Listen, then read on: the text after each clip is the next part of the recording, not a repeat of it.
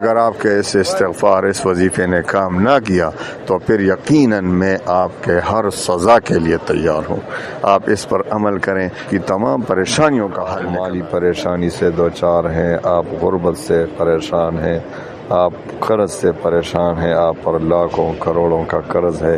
انشاءاللہ العزیز آپ ان چند دنوں میں استغفار کی ایک تعداد پورا کریں، انشاءاللہ آپ کے تمام قرض بھی ختم ہو جائیں گے۔ اس وقت میں حرم شریف مکہ میں موجود ہوں،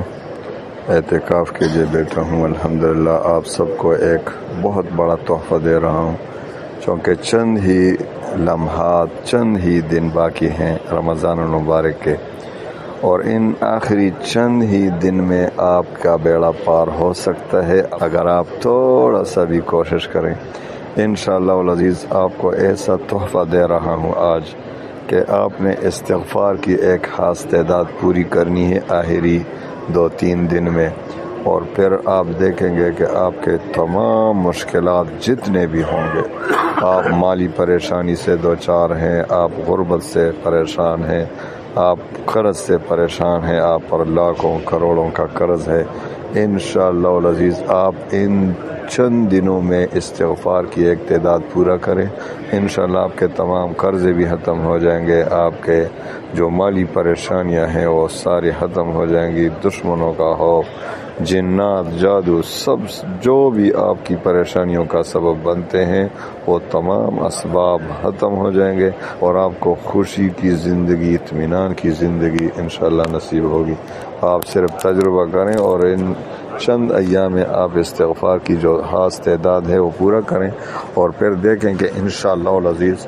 آپ کی تمام پریشانیوں کا حل نکل آئے گا۔ تو آئیے وظیفہ دیتا ہوں آپ کو۔ وظیفے کی اجازت عام ہے، آپ کو پتہ ہے میرے وظائف کی اجازت عام ہوتی ہے، ہاں 5 وقت کی نماز پابندی کے ساتھ پڑھنا ہے، رزق حلال کی طلب کرنا ہے، بھائی جس کے پیٹ میں حرام مال پڑا ہو اس کا وظیفہ، اس کی دعا رد ہو جاتی ہے۔ تیسرا شرط ہے اللہ تعالیٰ پر اعتماد اور یقین کامل ہو، اور چوتھا اور آخری شرط ہے وظیفے کا تلفظ ٹھیک ہو، صحیح طور سے وظیفہ پڑھیں،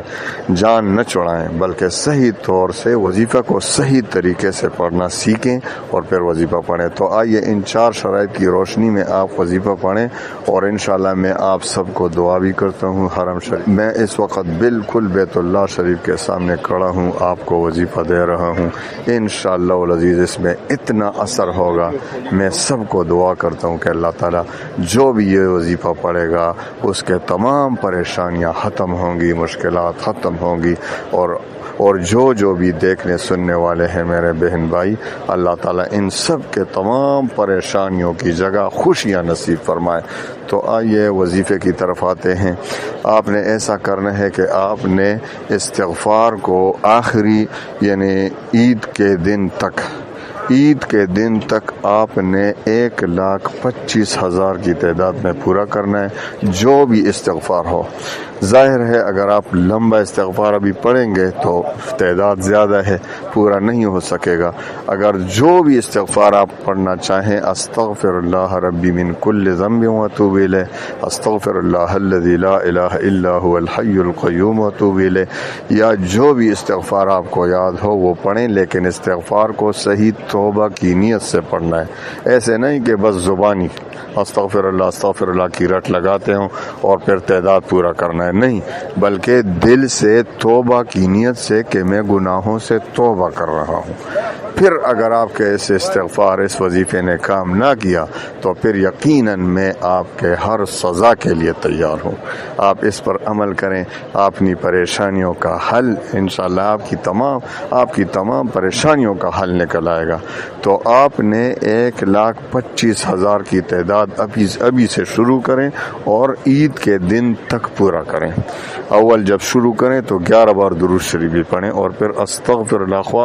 آپ استغفر اللہ ربی پڑھیں، استغفر اللہ پڑھیں، استغفر اللہ ربی من کل ذنب واتوب الیہ، یا استغفر اللہ الذی لا الہ الا هو الحی القیوم واتوب الیہ پڑھیں، یا جو بھی استغفار آپ پڑھنا چاہیں لیکن دل سے اور توبہ کی نیت سے، اور پھر آخر میں دیکھیں، پھر دعا کریں انشاءاللہ العزیز، اور پھر معمول رکھیں زندگی کا کہ صبح و شام 100 بار استغفار کریں،